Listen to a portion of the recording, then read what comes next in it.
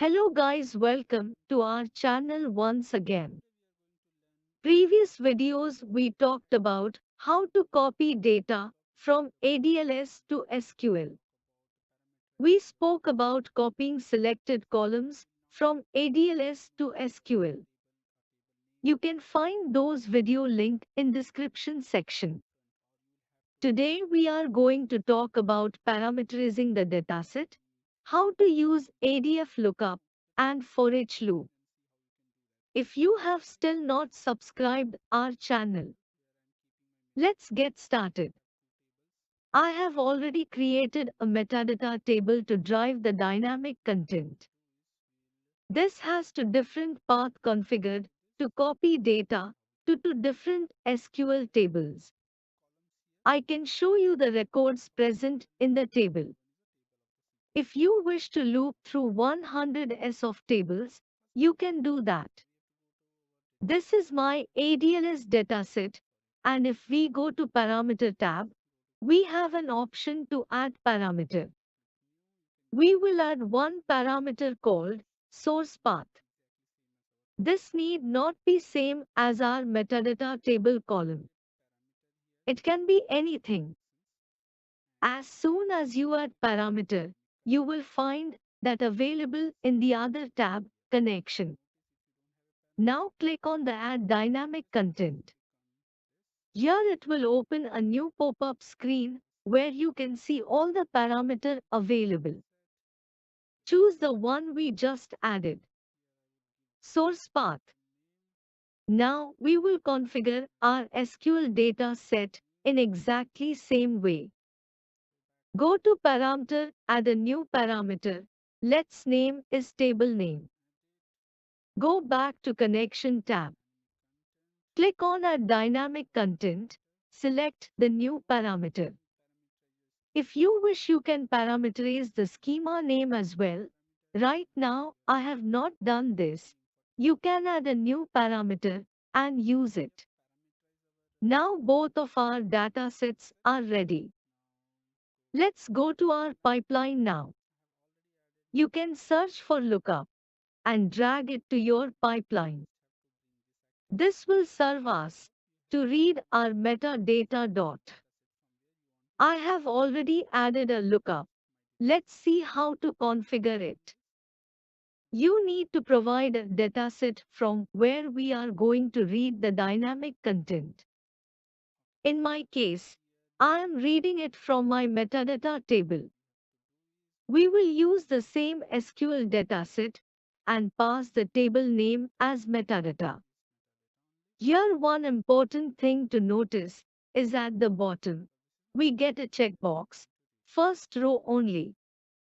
If we check that, it will pick only first row from the dataset. In this case, we want to read all the records, so we will go ahead and uncheck that. For each next activity we will add is the for each loop. We will connect that with previous lookup activity so that we can use the output of lookup. Click on the items. Now you can see all the prior activity of this is listed in the bottom. Select the lookup activity output. It will populate in text box. We need to add dot value at the end.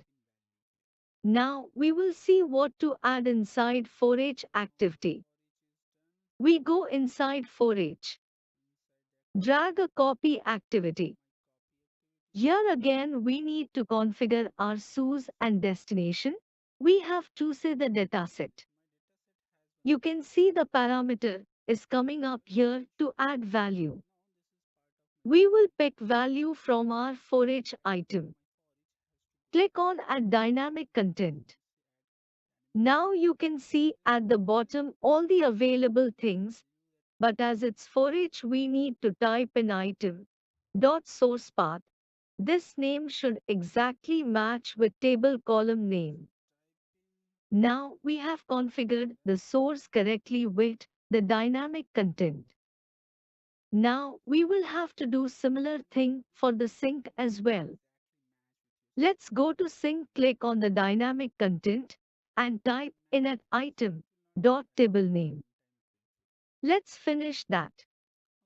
If the name is not matching with the metadata column name, it will not fail here, however, will give error at the runtime. Be careful about this. Now I have configured sync as well. Let's go ahead and publish this. Let it publish. We will wait for it.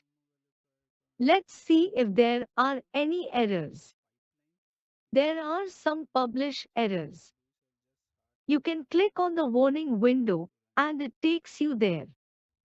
I have one more pipeline, so validation is failing. What I will do is just give some value, say 1, to pass this validation. Let's go ahead and publish this. Let it publish. Wait for it. Publishing has completed now. We are good to check this. Let's execute this again. Let's see. Okay, it failed. This is what I was talking about. If the name do not match exactly, it fails. We will have to modify the name. Let's see what is our column name in the table, and let me change it. Once it's modified, we can rerun it all over again. I will wait for some time. By the time it is running, we will show the lookup output. Here you can see it has count as to because we have two records in our metadata table. You can also see the value of this. The run has failed. We will check the reason from error message box again. Looks like there are some spaces from the metadata values. Path has got some spaces, hence it's not getting right files. We will go ahead and fix that first in metadata table. Now we will rerun this and wait for it to complete. Here it is. Success this time. Thanks for watching the video.